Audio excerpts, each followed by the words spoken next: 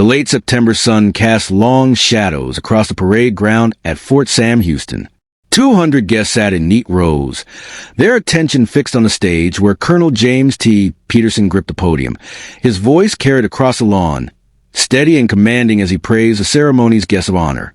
Then mid-sentence, his face went pale, his left hand clutched at his chest. The microphone crashed to the stage floor with a metallic screech. The colonel collapsed backward, his body hitting the wooden platform with a sickening thud. Gasps erupted from the crowd. Chairs scraped. Someone screamed. On the stage, a young soldier in uniform, Specialist Emma Rodriguez, dropped her clipboard and rushed forward, but her hands were shaking too violently to help. She pressed 2 fingers against the colonel's neck, searching for a pulse, but panic clouded her training. 12 minutes. That's how long the dispatch officer said the ambulance would take. Traffic was backed up on I-10. 12 minutes. Colonel Peterson didn't have 12 minutes. Outside the fence, invisible to everyone, a man with a gray beard and torn jacket heard the commotion. Vincent Cole stopped walking. Something in that sound, that collective gasp of terror, pulled him from 6 years of numbness. He moved toward the fence without thinking. Before we continue, we'd love to know where you're watching from. Leave a comment below with your city or country. If stories about courage and second chances inspire you, please subscribe. This narrative will show us that true expertise never dies. It only waits for the right moment to resurface. Now let's continue. Vincent Cole hadn't planned to be anywhere near Fort Sam Houston that afternoon. For 6 years, he'd made a point to avoid military installations. The sounds, the smells, the sharp edges of uniforms and protocol, they all dragged him back to places he'd spent considerable effort trying to forget. But the bridge, where he usually spent his afternoons, had been occupied by construction crews, orange cones and jackhammers, making sleep impossible. So he walked east along Interstate 10, then south when his feet started to blister. The September heat pressed down like a physical weight, 34 degrees Celsius, and humid enough to make breathing feel like work. His green military-issue backpack faded to a sickly olive bounce against his spine with each step. Inside it, wrapped carefully in waterproof canvas, was his kit. The kit, rusted surgical scissors that he kept sharp as a brick, a roll of gauze he'd lifted from a free clinic dumpster, latex gloves expired by 3 years, and the stethoscope. The stethoscope was cracked down the middle of the tubing, held together with electrical tape, but Vincent couldn't throw it away. He'd tried twice, standing over trash cans with his arm extended. Both times his fingers refused to open. He was 52 years old. His hands bore scars from burns, thin white lines across the knuckles where shrapnel had kissed him in Fallujah. His hair, once dark brown and regulation short, was now gray and shaggy, hanging past his collar. His beard, untrimmed for months, made him look older than he was. Only his eyes remained sharp, blue, penetrating, the kind of eyes that missed nothing. Medic's eyes. Combat medic to be specific. 68 whiskey in Army Parliament. Call sign Doc Lightning. He'd earned that name in Romani 2005 during a bridge ambush when he'd saved 11 men in 14 minutes while rounds snapped overhead. He'd earned a Silver Star that day along with 2 Bronze Stars with V devices for valor across 3 tours in Iraq and 1 in Afghanistan. 18 years of service, 43 lives saved in direct combat. None of it mattered now. The music from the base reached him first. A military band playing something formal and brassy. Vincent stopped walking. That sound, God, that sound. It pulled him sideways off the road and toward the fence line. He knew he shouldn't get closer, knew it would hurt, but his feet moved anyway, carried him through scrub grass and over a drainage ditch until he stood at the chain-link barrier. Through the metal diamonds, he could see the ceremony. Rows of dress uniforms, American flags snapping the breeze, a stage with a podium and microphones, a promotion ceremony. He realized someone was making general. He'd attended dozens of these once upon a time, standing at attention in his dress blues, chest full of ribbons, boots shined to mirrors. He looked down at his feet now. Bare, his shoes had fallen apart 2 weeks ago. The colonel's voice carried across the field, rich with authority and pride. Vincent closed his eyes and let the sound wash over him. For a moment, just a moment, He wasn't standing outside a fence in rags. He was back in formation. He was Sergeant Hayes. No, wait. He wasn't Hayes anymore. That was the other name he tried to leave behind. Vincent Cole. That's who he was. Vincent Cole. Nobody. Vincent Cole. The man who let his best friend bleed out in his arms while insurgent rounds tore apart the Humvee around them. Vincent Cole, who'd screamed David's name until his voice broke. Vincent Cole, who couldn't save the one person who mattered most. Then came the crash, the scream, the sudden eruption of chaos. Vincent's eyes snapped open. Through the fence, he saw the crowd rising from their chairs like a wave. Saw uniformed personnel rushing toward the stage. Saw a young soldier in camouflage, a woman kneeling beside a figure on the ground. Her hands were shaking. Even from 50 m away, Vincent could read her body language. Panic. Freezing. The enemy of every medic. His hands moved the fence before his brain caught up. No, he couldn't. He was homeless. He was nobody. They'd throw him out, arrest him. He had no right to be there. But then he heard a faint, almost lost on the commotion, the young soldier's voice cracking with fear. I don't know what to do. Someone help. I don't know what to do. Vincent's backpack hit the ground. He grabbed the fence with both hands and pulled himself up. It was only chest high, easy to scale. He swung one leg over, then the other, dropping into the manicured grass on the military side. His bare feet hit the ground, and he ran. 40 m, 30, 20. People were turning, noticing him. A homeless man sprinting toward a military ceremony. Someone shouted. Security probably. He didn't care. 10 m5. He dropped to his knees beside the colonel, gravel biting into his skin. The world narrowed. Sounds faded. Vincent's hands moved on autopilot. Muscle memory from 1,000 traumas. 2 fingers to the carotid artery. No pulse. Airway check. Breathing check. Nothing. Pupils dilated. Skin pale and clammy. Diaphoresis across the forehead. Textbook myocardial infection. Severe. Time was everything. Vincent ripped open the colonel's dress uniform. Buttons scattering across the stage. Someone grabbed his shoulder. A man's voice sharpened. Commanding. Sir, step away. Security. Someone get this man away from the colonel. Vincent didn't even look up. I'm a combat medic. Give me a defibrillator now. Sir, you need a defibrillator. AD. Where's your emergency kit? Vincent positioned his hands on the colonel's sternum, one palm over the other, arms locked straight. He began compressions hard, fast, 110 beats per minute. The rhythm was burned into his brain. 5 centimeters deep, allowing full chest recoil between compressions. The colonel's ribs flexed under his palms. 30 compressions. Rodriguez. Vincent snapped, reading the name tape on the young soldier's uniform. Breathe for him. 2 breaths. Tilt the head. Lift the chin. Seal your mouth over his. What Vincent didn't know was that at that exact moment, 2 news cameras were broadcasting live. And the only person who could truly change how this story ended was a homeless veteran everyone had already written off. Specialist Rodriguez blinked, her paralysis breaking. She moved into position, hands trembling as she tilted the colonel's head back. 2 breaths. Vincent resumed compressions, counting aloud. 1, 2, 3, 4. The crowd had formed a circle around them, silent now, except for Vincent's counting and the colonel's family sobbing somewhere behind him. A man pushed through the crowd, a captain by his rank insignia, face flushed with authority and indignation. I'm Captain Strickland, head of security for this event. Sir, you need to step back immediately. We have trained. Then where are they? Vincent didn't stop compressions. Your soldier's in shock. The ambulance is too far. I've got no pulse, no respiration, and we're approaching 4 minutes since collapse. Every minute without CPR drops survival by 10%. So, unless you've got a doctor hiding in your pocket, Captain, I suggest you find me that defibrillator. Strickland's jaw tightened.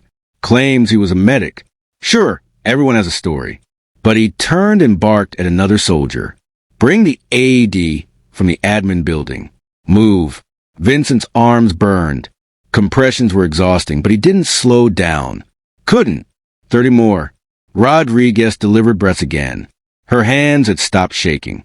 She was watching Vincent's technique, learning. Good.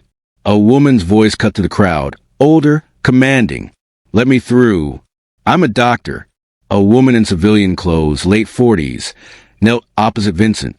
She took one look at his hand positioning, his compression depth, the set of his shoulders, and her expression changed from skepticism to recognition. You're running TCC protocol.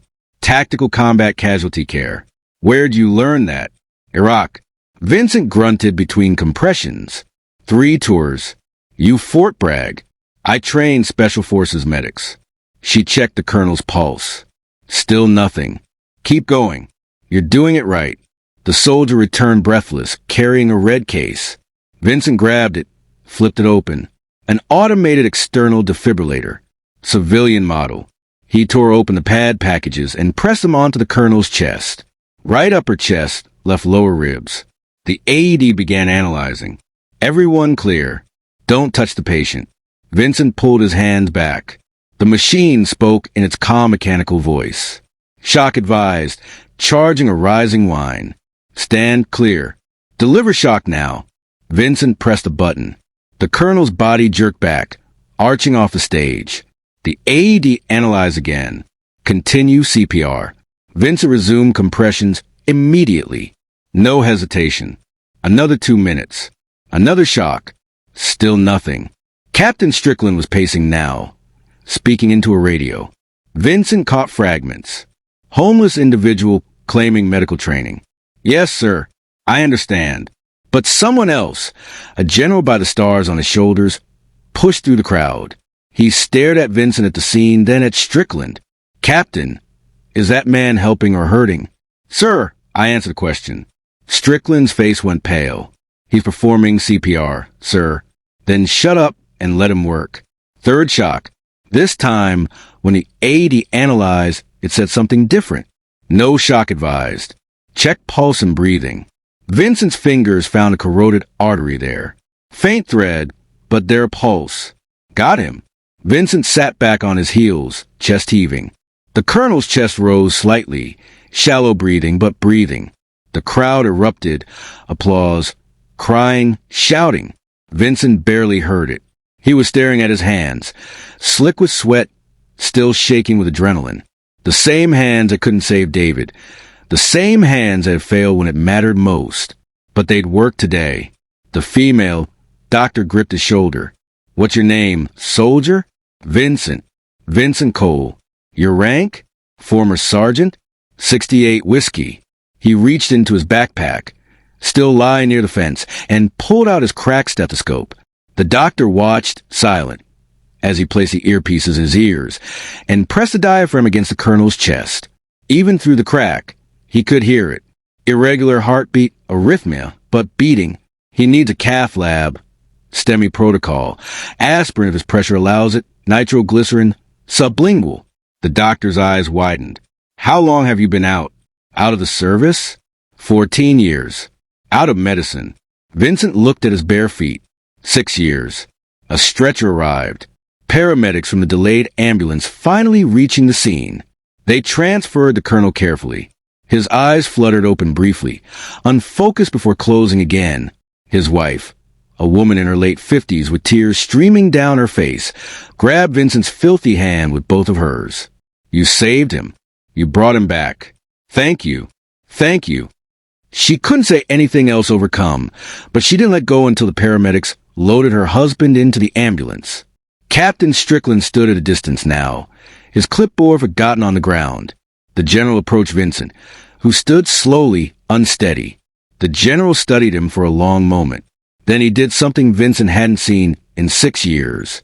He saluted, sharp, crisp, holding until Vincent, confused and overwhelmed, raised his own hand in return. The gesture was clumsy, unpracticed, but the general didn't lower his arm until Vincent's hand touched his. Forehead. What's your call sign, Sergeant? Vincent's throat tightened. Doc Lightning, sir. The general's expression shifted. Recognition. Shock. Ramadi. The bridge in '05. Yes, sir. The general turned to face the crowd, his voice carrying across the field. Ladies and gentlemen, you've just witnessed something extraordinary. This man, Sergeant Vincent Cole, call sign Doc Lightning, saved 11 soldiers under direct fire in one of the deadliest ambushes of the Iraq War. He's a Silver Star recipient, and he just saved Colonel Peterson's life with nothing but his hands and his training. The general's voice hardened as he looked at Captain Strickland. Captain, you just tried to stop a decorated war hero from saving a man's life. Think about that, dismissed. Strickland's face drained of color. He opened his mouth, closed it, then turned and walked away, shoulders hunched. The crowd began to disperse slowly, many stopping to thank Vincent, to shake his hand, to ask if he needed anything.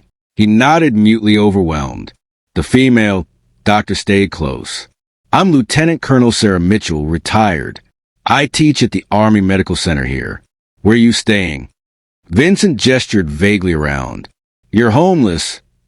It wasn't a question. Vincent didn't answer. Mitchell pulled out her phone. You saved a colonel's life today. Document. You're not sleeping under a bridge tonight. She made a call, spoke quickly, then hung up. There's a room in the base housing program. It's yours as of now. No bureaucracy, no waiting list, and tomorrow we talk about a job. I don't have any certifications, Vincent said quietly. I couldn't. I lost everything. You have something better than certification. You have muscle memory that just saved a life. I run a TCC course for new combat medics. They need an instructor who's actually been in the fire. She paused. Think about it. But tonight, you're not sleeping outside. The mission was over. The noise was fading. But for Vincent, the real question was just beginning. What do you do when the world suddenly remembers who you are?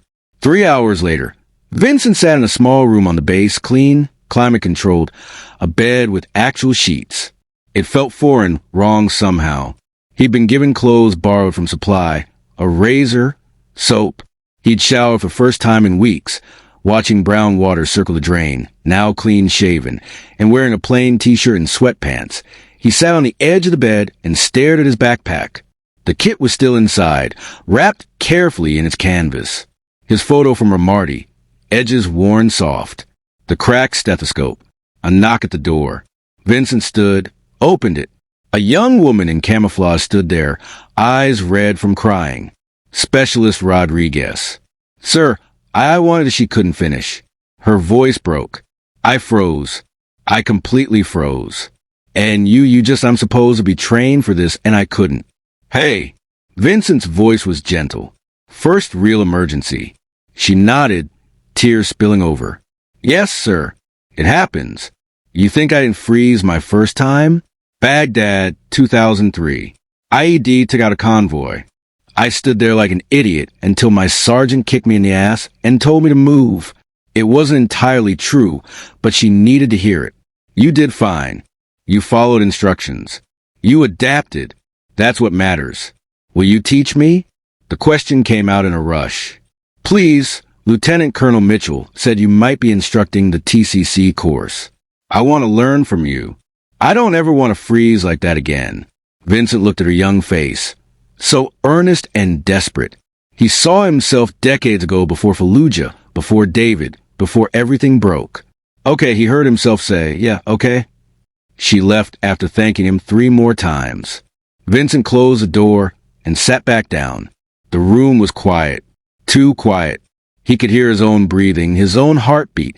Nothing else, no traffic, no voices, no wind under a bridge. For 6 years, he taught himself not to think, not to feel, to just exist moment to moment in the narrow space between memory and oblivion. But today something had cracked open, when his hands had found the colonel's chest, when muscle memory had taken over, when he'd heard the pulse return under his fingers. For the first time since David died, Vincent had felt useful, needed, real. He pulled the photo from his backpack. 15 soldiers, dusty and exhausted, grinning at the camera. Ramarty, 2005. 2 days after the bridge. David was in the front row, arms slung around Vincent's shoulders. David who'd made him laugh even in the worst moments.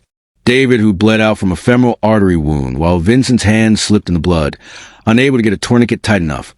unable to stop the flow, unable to do anything but watch his best friend's eyes go empty.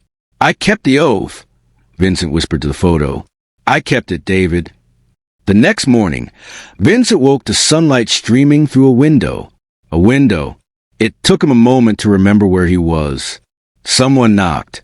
He opened the door to find Lieutenant Colonel Mitchell, holding 2 cups of coffee and a folder. Morning dark. "Got a minute?" They sat at a small table in the room. Mitchell opened the folder. "I talked to some people last night.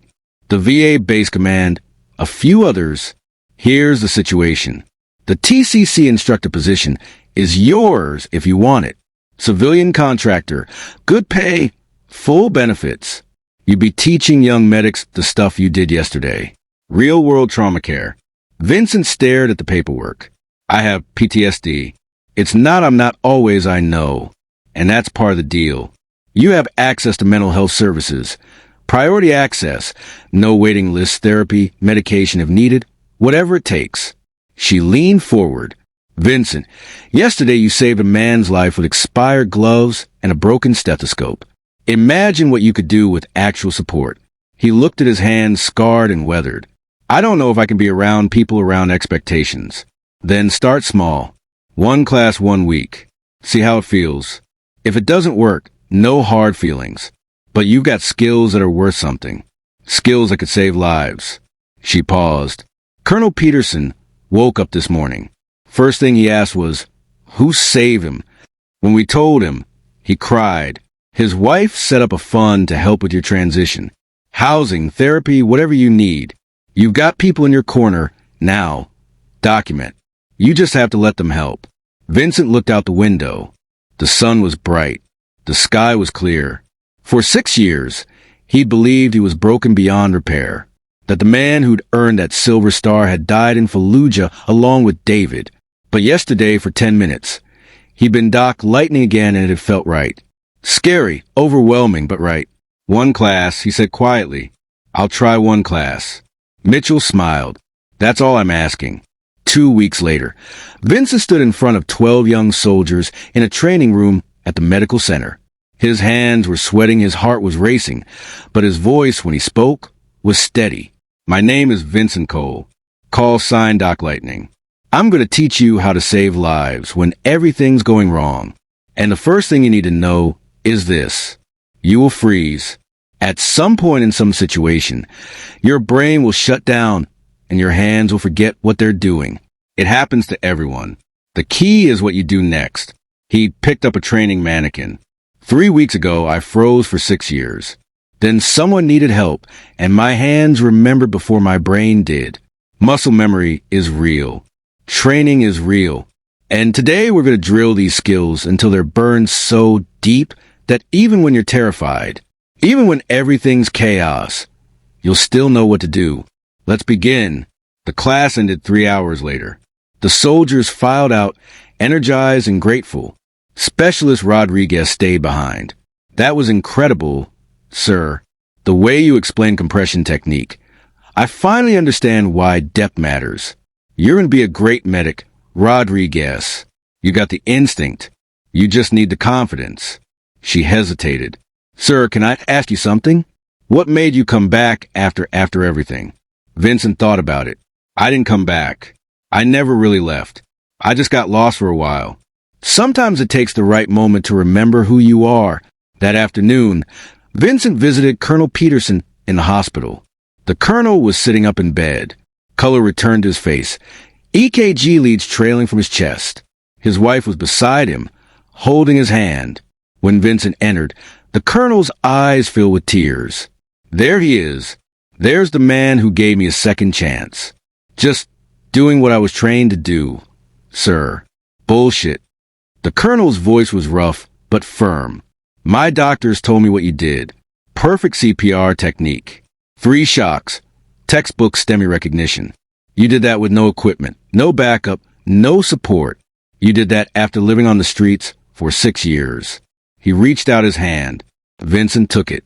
"I spent 35 years in this uniform trying to build soldiers like you. Men who don't quit, who don't forget their oath, who step up when it matters. You're what this army is supposed to be about. Vincent's throat tightened. I'm not. I'm just trying to figure things out, sir. Then let me help. My wife and I, we don't have kids. We've got resources. We've got connections, and we've got a debt we can never really repay. But we can try. If you need anything at all, you call us. Deal. Vincent nodded, unable to speak. The colonel's wife stood and hugged him fierce and tight. You gave me my husband back. That's everything. Don't you dare disappear again. 6 months passed. Vincent moved into a small apartment off base. He attended therapy twice a week, working through the trauma he'd buried for so long. The nightmares didn't stop, but they became less frequent. The guilt over David's death would never fully leave, but Vincent learned to carry it differently. He taught 4 TCC classes, then 8, then 12. His reputation grew. Students requested his section specifically. He was tough, demanding, but fair. And he taught from experience, not theory. When he talked about staying calm under fire, they believed him. When he demonstrated application, they knew he'd done it for real.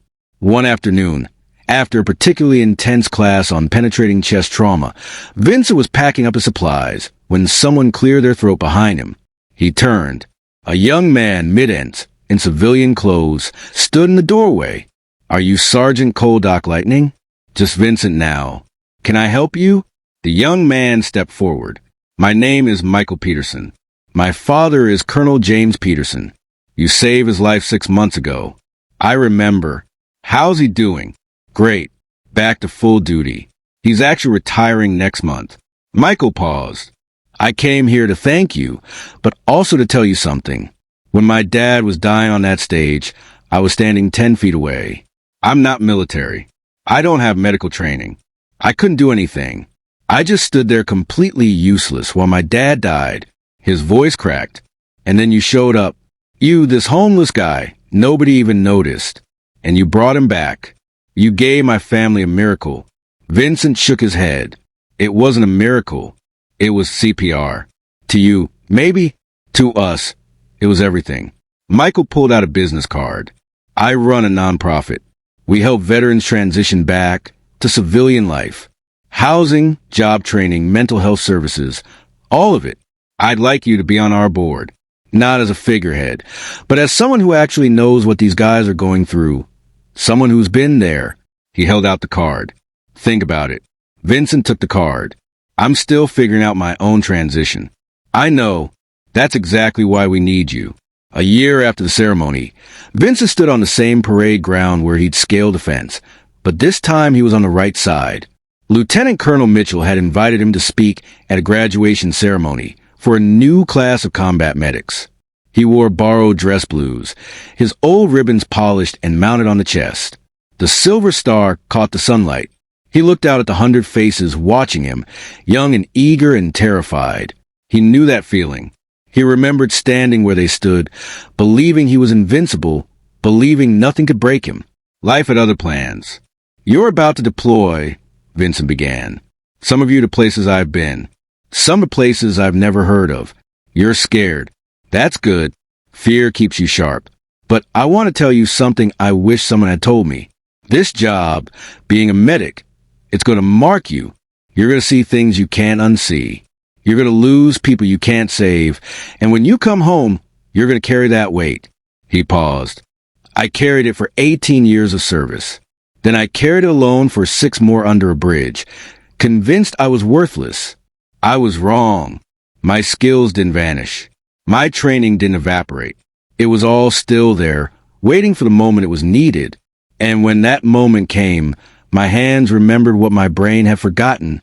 You are never as broken as you think you are. Your training matters. Your experience matters. You matter. Don't ever forget that. And if you do, if the weight gets too heavy, reach out. Ask for help. I didn't, and I lost 6 years of my life. Don't make my mistake. The applause was thunderous. After the ceremony, dozens of medics approached him, shaking his hand, thanking him. Specialist Rodriguez, now a sergeant herself, gave him a hug. You changed my life, sir. Everything I know, I learned from you. You learned it from your own hard work, Rodriguez. I just pointed you in the right direction. As the crowd dispersed, Vincent stood alone on the parade ground. The sun was setting, painting the sky in shades of orange and purple. He thought about the man he'd been a year ago, broken, homeless, convinced his life was over. He thought about the moment he'd heard Colonel Peterson collapse, the moment he climbed that fence without thinking. He thought about muscle memory, about O's that never expire, about skills that never truly die. Vincent pulled out his phone and found David's photo, the one from Ramadi. He'd looked at it 1,000 times in grief. Tonight, for the first time, he looked at it in gratitude. "I'm okay now, brother," he whispered. "It took a while, but I'm okay." True heroism isn't about never falling down. It's about standing back up. Vincent had fallen hard. He'd spent 6 years in darkness. But when someone needed him, when a life hung in the balance, everything he'd ever been came flooding back. The uniform doesn't make the soldier. The training doesn't disappear when you lose your way. And the oath to serve, to protect, to heal, that oath doesn't expire just because life gets hard. Vincent learned that the skills we earn through struggle, through pain, through dedication, they stay with us forever. Buried, perhaps forgotten, maybe, but never truly gone. We are the sum of our training, our experiences, our commitments.